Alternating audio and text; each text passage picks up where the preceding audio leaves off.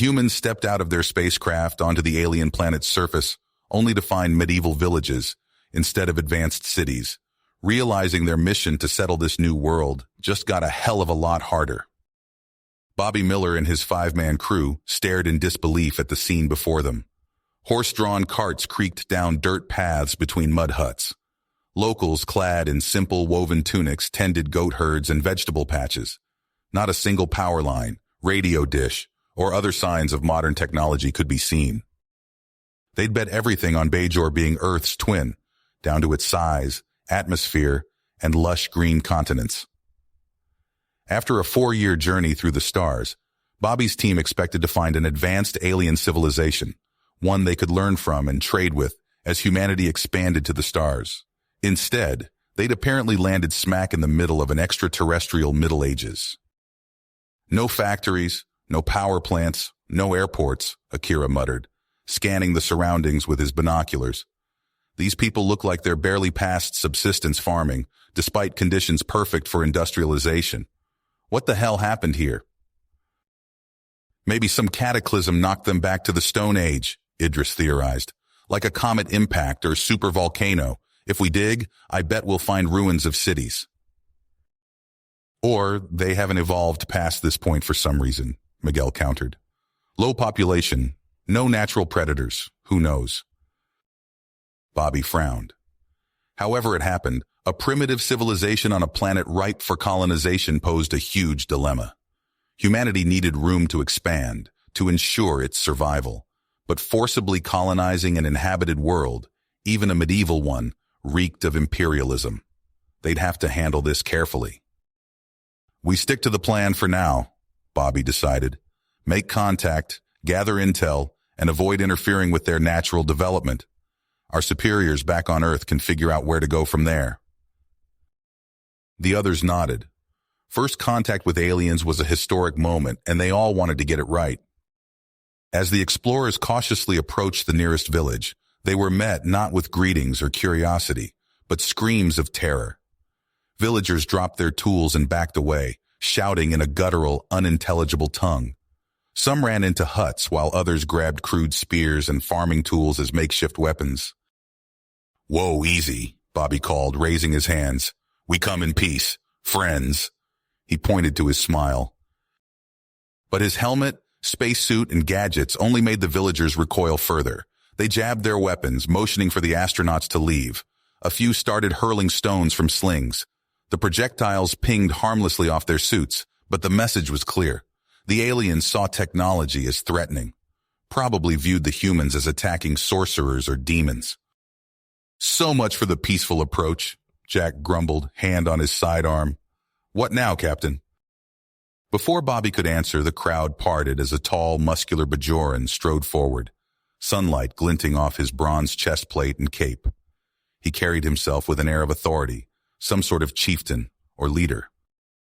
The chief bellowed a command, and the villagers lowered their weapons, albeit reluctantly. He approached the astronauts, stopping 10 paces away. Up close, Bobby saw the chief's skin was a coppery hue, his features humanoid except for ridged eyebrows and pointed ears. Piercing amber eyes studied the space explorers warily. I am Pollux, war chief of the Dokath clan. The Bajoran spoke slowly in accented English, surprising the humans. By what sorcery do you trespass on our lands? Speak quickly before I have you stoned for witchcraft. Over the next several hours, using Pollux as a translator, a picture emerged of Bajoran civilization, one of deep mysticism, rigid castes, and a theocratic government based on ancient traditions. Pollux explained that their clerics, ruled by a council of elders called the Vedek Assembly, held absolute authority on religious, legal, and cultural matters. Technology and new ideas were strictly forbidden, as the clerics believed they disrupted the divinely ordained social order. As the aliens and explorers attempted to establish tenuous communication, Bobby saw undercurrents of fear and mistrust in many of the Bajorans' faces. Some of the higher-ranking clerics glowered with open hostility at the human intruders. The astronauts' very presence was shaking the foundations of their society. Bobby knew his team faced the delicate task of building enough trust to learn why Bajor stagnated in medieval times, while avoiding a disastrous clash of civilizations. The humans wanted to uplift the aliens, but pushing too hard or fast could provoke a war Bajor couldn't win, but would fight to the bitter end. Every step forward carried the risk of igniting a powder keg. The fate of two worlds, one advanced, one primitive, now depended on the astronauts' next moves. Back at the human encampment, Bobby pored over the ancient Bajoran religious texts, his brow furrowed in concentration. The musty tomes were filled with elaborate mythologies, detailing the exploits of the gods and the divine order they had established for Bajoran society.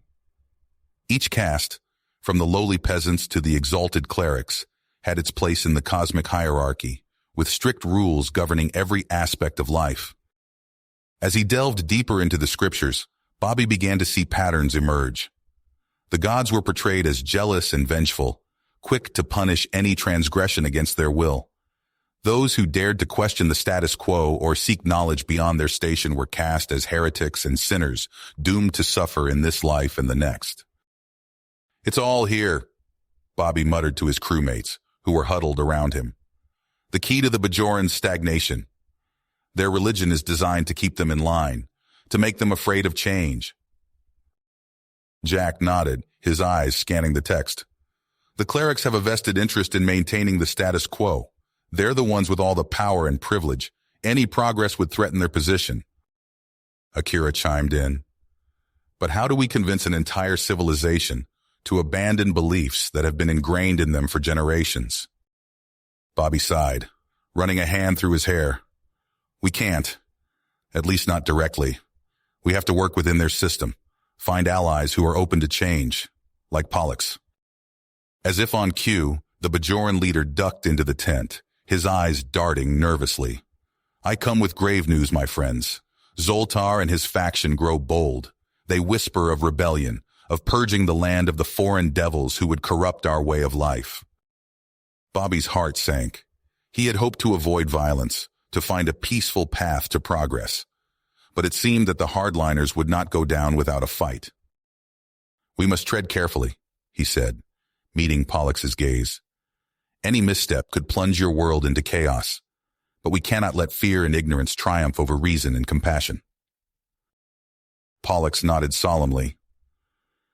"I will do what I can to rally support among the more progressive members of my people. But you must be prepared for the worst. Zoltar is a formidable foe, and he will stop at nothing to preserve the old ways." As the Bajoran leader slipped back out into the night, Bobby turned to his crew. "We knew this wouldn't be easy, but we can't give up now. The future of an entire civilization hangs in the balance." Jack clapped a hand on his shoulder. "We're with you, Captain, whatever it takes." Akira nodded in agreement, his face set with perseverance. Bobby took a deep breath, steeling himself for the battles to come. They had started this journey as explorers, seekers of knowledge and understanding. But now, they found themselves thrust into the role of revolutionaries, fighting for the very soul of a world. It was a heavy burden, but one they could not shirk. For the sake of the Bajorans and for the future of humanity itself, they would see this through to the end. Bobby hunched over ancient Bajoran texts, his eyes straining in the dim light of the ship's makeshift study area. Scattered notes and diagrams covered every surface. He rubbed his temples, fighting off exhaustion. "Anything new?" Akira asked, entering with a steaming cup of coffee. Bobby sighed. "Nothing groundbreaking. Their religion is deeply ingrained, woven into every aspect of life. It's like trying to untangle a knot that's been tightening for centuries." A soft chime interrupted them, Pollux's coded signal. "Time for another meeting," Bobby said, stretching. "Let's hope we can make some progress tonight." Under cover of darkness, Bobby slipped out of the camp. He made his way through a dense forest, guided by memorized landmarks. In a small clearing, Pollux waited, his copper skin barely visible in the moonlight. "My friend," Pollux greeted, clasping Bobby's arm. "I fear our time grows short. Zoltar's influence spreads like a plague." They spoke in hushed tones, discussing potential reforms that wouldn't immediately spark outrage among the traditionalists. Suddenly, a twig snapped nearby. Bobby's hand flew to his concealed sidearm. "Heretics!" a voice bellowed. Torchlight flared as a group of robed figures emerged from the trees. At their head stood Zoltar, his face twisted with rage. "Pollux, step away from that demon," Zoltar commanded. "We'll cleanse you of its taint." "No!" Pollux shouted. "These visitors bring knowledge, not evil." The clearing erupted into chaos. Zoltar's men charged, brandishing crude weapons. Bobby's training kicked in. He fired warning shots, the energy blasts sizzling past the attackers. Pollux fought bravely at Bobby's side, using his larger frame to shield the human. In the melee, Bobby didn't see the attacker lunging from his blind spot. Pollux did. The Bajoran leader shoved Bobby aside, taking a vicious spear thrust meant for the astronaut. Pollux crumpled to the ground, blood seeping from the wound. Bobby's world narrowed to a pinpoint. He fought like a man possessed, driving back the attackers with precise shots that disabled without killing. When the dust settled, Zoltar and his men had fled. But Pollux lay motionless, his breathing shallow. "Hold on, my friend," Bobby pleaded, applying pressure to the wound. He activated his comlink. "Jack, I need immediate evac and prep the medbay. To hell with protocol." Minutes later, they were racing through the alien forest in the shuttle. Pollux's life ebbed away with each passing second. In the ship's sterile medical bay, Bobby made his choice. "Begin cellular regeneration," he ordered the medical AI. Pollux's body was bathed in a soft blue light as nanites swarmed over the wound. Hours passed. Bobby paced nervously outside the medbay. Finally, the door slid open. "The patient is stable," the AI announced. Pollux's eyes fluttered open, focusing on Bobby with wonder. "What sorcery is this?" Word of Pollux's miraculous recovery spread rapidly. In village squares and tribal councils across Bajor, heated debates raged. "The Sky People have powers beyond our comprehension," one elder proclaimed. "We must learn from them." "Heresy," another shouted back. "Their ways will destroy us." Pollux stood before a gathering of his clan, his voice strong despite his recent brush with death. "I have seen wonders that challenge everything we believe," he declared. "It is time we open our minds to new possibilities." Many cheered, but others turned away in disgust. The seeds of change had been planted, but they grew alongside deepening divisions.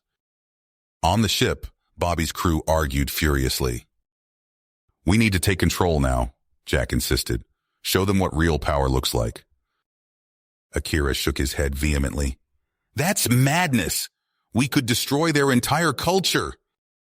Bobby stood at the viewport, staring down at the alien world below.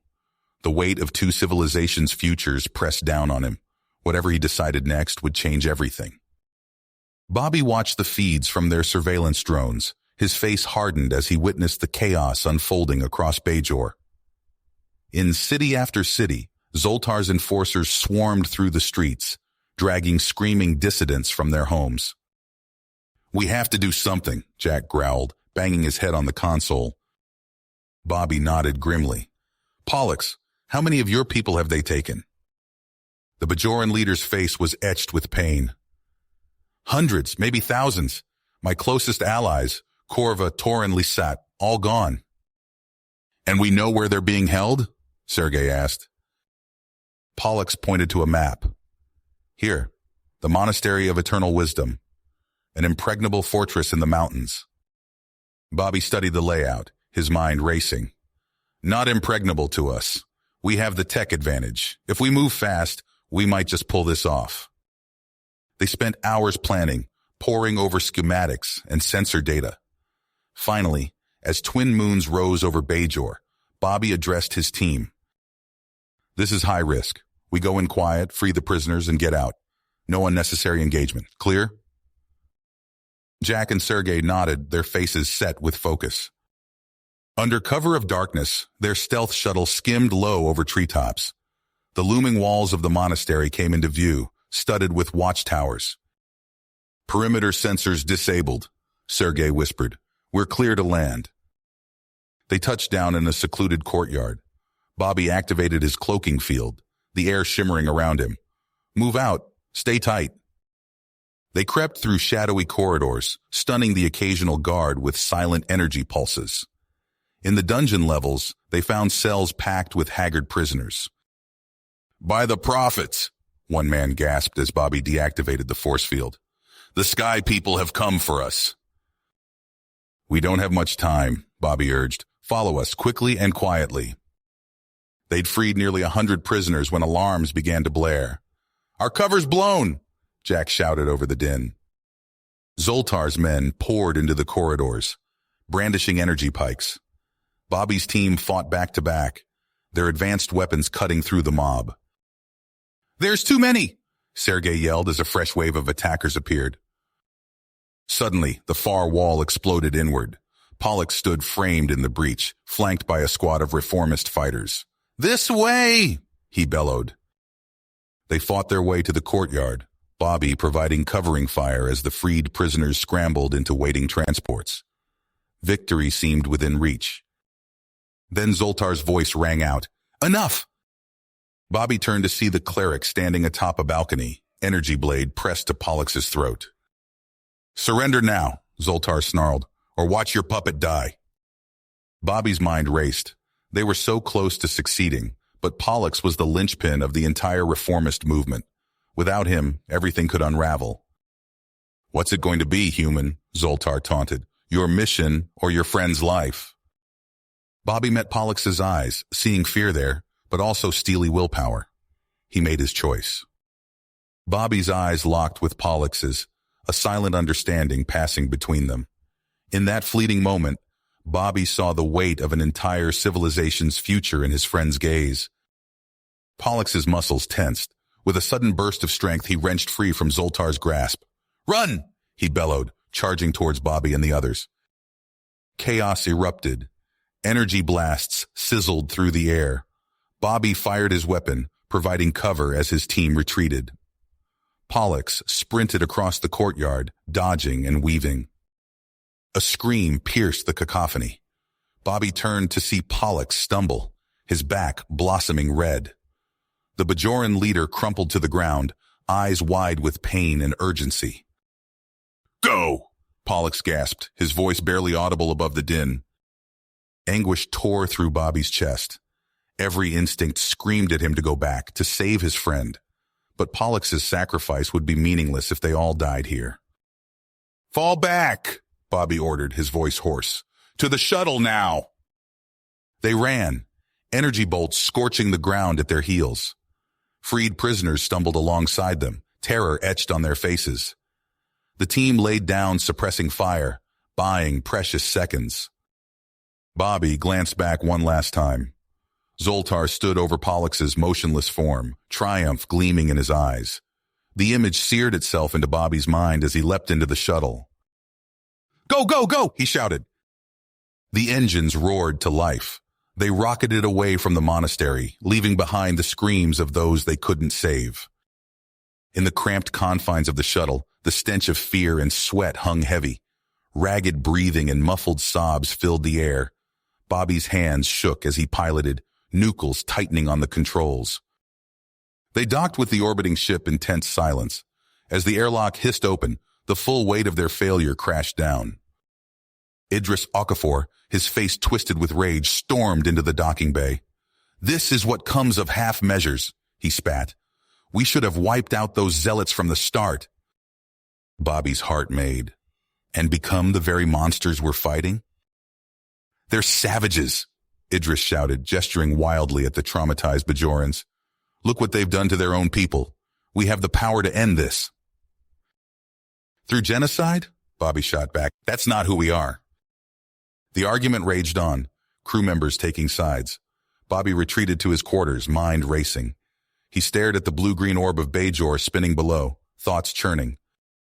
Hours passed. Bobby emerged, his face set with fresh purpose. He strode to the communications array, fingers flying over the controls.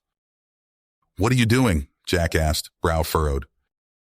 "Changing the game," Bobby replied. He tapped into Bajor's primitive broadcast systems, overriding their signals. His face appeared on screens across the planet. "People of Bajor," Bobby began, his voice steady. "I challenge Zoltar to face me in single combat. On your holy ground at the summer solstice. Let the gods decide the truth." The gauntlet was thrown. Now they could only wait to see if Zoltar would pick it up. Days stretched into weeks. Tension coiled tighter with each passing hour. Finally, a response crackled through. Zoltar accepted. As twin suns rose on the day of the solstice, Bobby stood at the entrance to Bajor's most sacred temple. The air thrummed with the chants of thousands of gathered Bajorans. Zoltar appeared, resplendent in ornate robes. The two men locked eyes across the arena, incarnations of clashing worldviews. A gong sounded. The duel began. You have reached the end of the story. If you enjoyed this story and want to support us, please leave a like and subscribe to our channel, and for every comment that says 88, I will heart every single one of them. Thank you for your time.